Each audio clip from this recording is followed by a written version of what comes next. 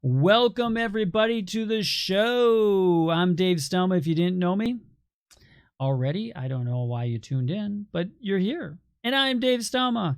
Tonight, we're going to talk about less equals more or more equals less. The big one versus the other. And it's actually a universal law. I don't know if you know that. And it can cause just as much harm as success if you don't follow the recipe. So I'm talking about that and a few more things right after the intro.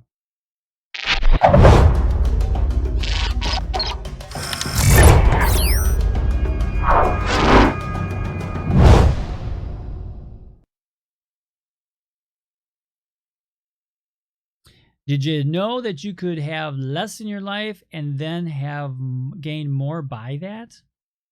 It's amazing, but it's true. Hey, welcome aboard, Wendy. Thanks for joining me. Yeah, you can. It's very easy. Just think about that. I can go the reverse. More equals less. I remember back in the day when I managed clothing stores, did the retail thing, managed clothing stores. I could work 60 to 70 hours a week. I don't know how I did it back then, but I did it. And I could work 60 to 70 hours a week, and I'd still get paid the same salary. So I could easily work more, do more things, and yet get paid less if you factor it out per hour. So I'm actually making less that way. But I can do the opposite of that. When I, like right now, when I consistently work out, so I'm working out more on a regular basis, I'm working out more, I eat less. Isn't that crazy? And then the opposite happens if I don't work out, or if I get lazy, or I slack off. Then all of a sudden, I'm laying around and I'm eating some chips, and I'm eating more here, and I'm eating more things, and I'm gaining more weight. That's what I'm gaining is a negative on that. So it can work in the reverse that way too. So if you do less, it can actually equal more in your life. And just think of that as a couple more examples of that is, I don't like the negativity of the term, but hoarders. They get more. They're clinging on to more things, more objects, more magazines, more whatever their thing is. They're clinging on to more of it. And by that, they think that they have more, but they actually have less. I went to hi, Kyle. Welcome aboard to the show.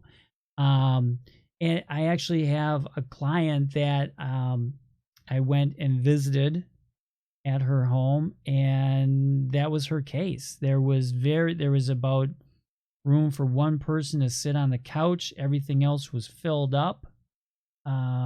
Magazines, newspapers. She had puzzles. She had all different things that were within there. And it was sad to watch, but it's her journey. So I always say that. I don't judge people. Internally, I think of how it would affect me if that was me in that place, if I was her, if we swapped places for the moment. But and so I have empathy for her, and I have sympathy towards her, but I didn't. It's her journey on that magnificent road. But in that case, she was, she's, for lack of a better term, she's a hoarder. And so she felt, when that starts from a place of that they feel like they're keeping more, they're hanging on to more. So they have more in their life. They're filling some void that's within there, and they have more and more that happens. But in reality, they're having less. They have less space. They have more things to think about, so that gives them less time to enjoy life. And so there's that void that's there. And so to fill that void, they fill it with things. And that's where the less equals more. So if you cleared that out, initially those people are going to panic. They're going to, it's like tearing a piece of their heart out and throwing it away. And so you have to have sympathy towards it. You can't just take it and throw it out, because then there's still that void that's there that they're trying to fill. They're trying to fill that void. And so when you work through that, and that's what I was doing with my client, is to work through that with her, is that it's okay. We're going to take a little piece at a time, and we're going to fill that, but we're going to fill with positive things. We're not going to fill it with material things that are surrounding you and that are going to take up space in your life and impede what you can do, because you can't invite people over. All the things that she wanted to do, I asked her what she wanted. She would love to, if she could do one thing, what would it be? And that was her thing, was to have friends over. And she couldn't do that because there was a pathway to the couch. There was a pathway to the kitchen. There was a pathway to her bedroom. And there was just a little slice on the bed that wasn't filled full of things.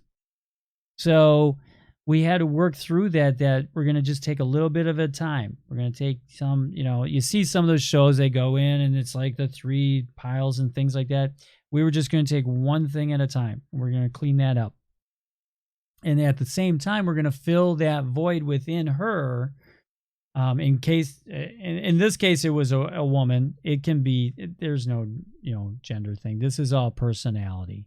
So in her case, we're going to fill that void as we go. So that's another extreme case. In some of our lives, it can be just as simple as this production that I do every week. I simplified it as much as possible because we don't want multi-cameras. I don't want that. I do this every week. I do this live, and I do it all by myself, and I like it that way because I don't want a bunch of people and things of that sort. I don't want it to be a big production. I want to do it more for you, and you can get more out of it. If you have questions, like I said in the beginning, if you have questions along the way, feel free to put them in the comment section. I'll get to them towards the end of the show. But I'm here every 6:30 Central Time, every week, every Tuesday, and I try to put out some things that could be beneficial for you as I encounter them through my coaching. Now, the other aspect to this is, I hit this up, if you have, I don't know if you got the newsletter today. If you haven't signed up for a newsletter, just go to the website, davestelma.com. After the show, when this goes back up, I'll put them in the comment section. But otherwise, go to davestelma.com. Also, take the Joy Quiz that's on the homepage right there. Click on that. Highest score so far has been 27 out of 30. So no one's gotten a 30 yet. But feel free to go on there, and then that will also sign you up for the newsletter. And all this I covered in the newsletter that came out on Tuesday mornings is when I send that out. But the other thing is, I want to hit a current trend in my mastermind group. They're all the life coaches that are out there are all like, you have to do a membership site. You have to do a membership site. And it's not even just life coaches. In a lot of different, for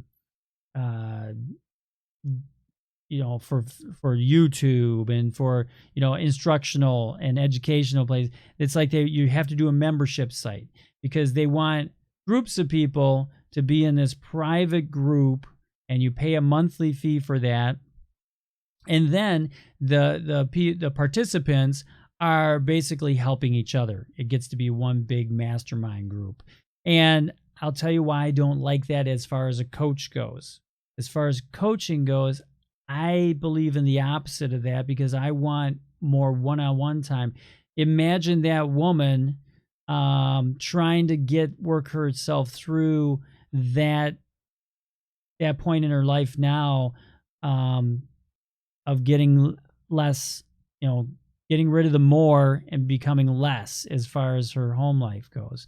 And so imagine that being in a membership group. You couldn't do that. That's not going to, you're going to get massive different opinions and things going on there.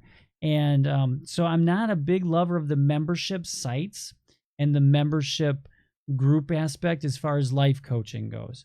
I don't think that that's more beneficial. I think you should work one-on-one with a life coach, and you'll get farther faster. Definitely farther faster.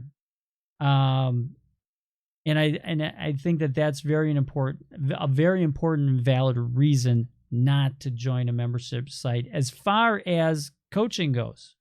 If it's something where you're just learning a couple of little things, maybe that'll help you out. I don't know. But as far as coaching goes, I don't think so. If you like this video, like my Facebook page or subscribe to my YouTube channel, or find everything at davestelma.com.